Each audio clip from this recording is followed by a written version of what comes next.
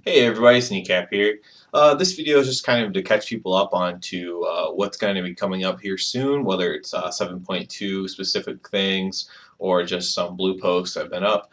Before the raid, my last night's raid, I was kind of reading through and saw some really interesting things and thought I should probably put that into a video. So kind of go over especially the things that interested me. First of all, there will be a live Q&A session on Thursday. February 23rd. So that's supposed to be at 2 p.m. Eastern, which is my time, 11 a.m. Pacific, which is their time. And if you live somewhere else, you'll just have to do that calculation for yourself. I kind of like to watch these when I get a chance to.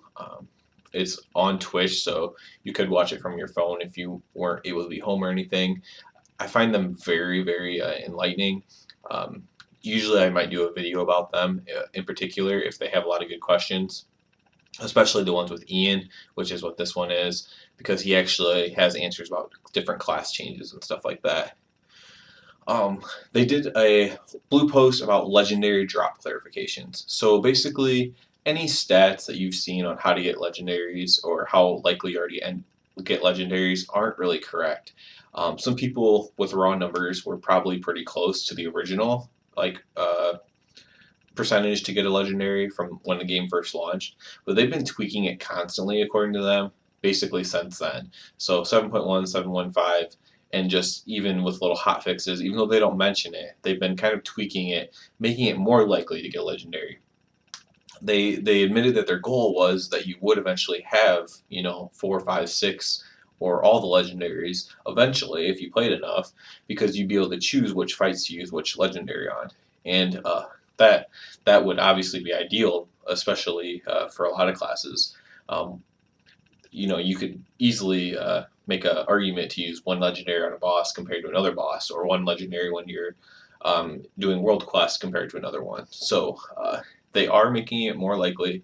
There used to be a negative impact, so like it was much harder to get your 8th legendary than it was your 3rd, and now that is actually the same, they said.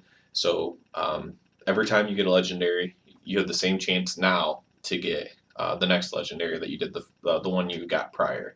So it's not like it's almost impossible now to get all your legendaries. They had a little thing about changing some of the mage stuff. Something interesting here was they are ending their support for Windows XP and Vista. I think I found this interesting because actually my cousin, he had like a pro version of Windows XP or Home Pro or whatever it's called, Premium, and he really liked it, even though his computer was a little bit past that stage. He never wanted to change it, and so he never got around to upgrading it to anything. It also didn't wasn't given the chance to be upgraded to Windows 10. And excuse me if I'm wrong, he either has Vista or XP, one of the two that you could not upgrade to Windows 10. And so coming this later this year, if you have those, you're going to have to upgrade your OS if you want to continue to play. So I mean, that's just what you're going to have to do. I mean, it's expensive. I'm not going to promote pirating anything, but take that for what you will. They get into the class mount quest lines. Those are really interesting, actually. I'm not even going to get into those because honestly, each one of those probably deserves its own video. I'll probably end up doing a paladin one of that, but other than that, I won't do it justice by just talking about it a little bit. That looks really good. And the other thing that really interested me that I saw posted about was the PvP changes. So not necessarily PvP changes, although they do have a list of hot fixes for that as well. But these PvP brawls that are coming out, it's kind of interesting to me. I like when they add something new to the game after playing it since vanilla. For me, it's kind of cool when they add something new. So I'm going to go over these 3 PvP brawls. There's Gravity Labs, which is Eye of the Storm, Tormil vs. South Shore, which is kind of a new thing completely, and Warsong Scramble, Capture the Flag. So Gravity Labs and Eye of the Storm, basically it's Eye of the Storm, but while you're going, it's like every minute or something like that. Everyone in the battleground will be thrown up into the air, like really high. And you kind of go up slowly, you'll reach an apex, and then you'll be able to control your character from there, which way you want to go. So the strategical point of this, I'm sure, is to either get to a base really quickly, whether you defend or attack, or get to a flag really quickly, get to the flag carrier of the other team really quickly. It allows you to transport over the map basically extremely quickly. I'm also sure that if someone knocks you off the edge right when it's about to happen, you probably fly up and save yourself too. So that'll be definitely a good thing. The biggest negative I have on this is that it doesn't really seem very good for melee unless it's not going to let you cast while you're in the air, or not cast, but even like instant cast. So like if you're pacified, because otherwise, let's say you're 10 yards away from a range class with a lot of instant cast, so like a hunter or something like that, and you're up in the air with them.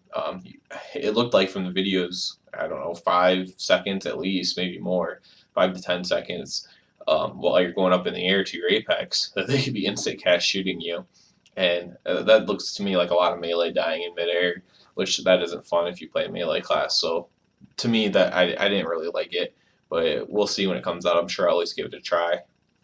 Tormil versus South Shore, classic. Vanilla WoW battling right there. Back in Vanilla, you pretty much had to quest everywhere to get to level 60. So you were at some point going to wind up in South Shore or Tormil, depending on your faction. And when you ended up in that small area with your other faction and you're on a PvP server, hilarity ensued. And so they made a PvP brawl out of that. Basically, you're just going to have to kill each other. I'm sure you're going to have to like hold towers or capture towers for resources as well. Maybe they even made it like Altark Valley. I don't know. I didn't get to see this one actually. So I am looking forward to that one. And the last one, I really wasn't that big of a fan of either. It's just Warsong Gulch, except for there's 5 captures, and your flag doesn't have to be back to capture the flag. So it's just kind of like a rush thing. So you're going to have people just playing to capture 5 flags super quickly by using, Blessing of Freedoms, anti-roots, monks, demon hunters, things that can move really fast, really quickly across the map. And that's probably what they're going to try to do. Coarsely, I'm sure there'll be strategies that made to try to slow people down and kill them, or high defensive strategies as well. So while it might be a little bit interesting, it's really not for me because I kind of really like classic Warsong Gulch, so I don't really want anything to change with it. That just might be me being old school, but I kind of like it how it is. But those were the main things that really interested me when I was reading through it. As I mentioned, there were some there are some PvP changes, specific PvP changes coming out in 7.2 as well. So I encourage you to look those up if you're interested in PvP more specifically. But other than that, please thumbs up and sub. Helps me out a lot. Appreciate it. Comment below. And everyone have a good one.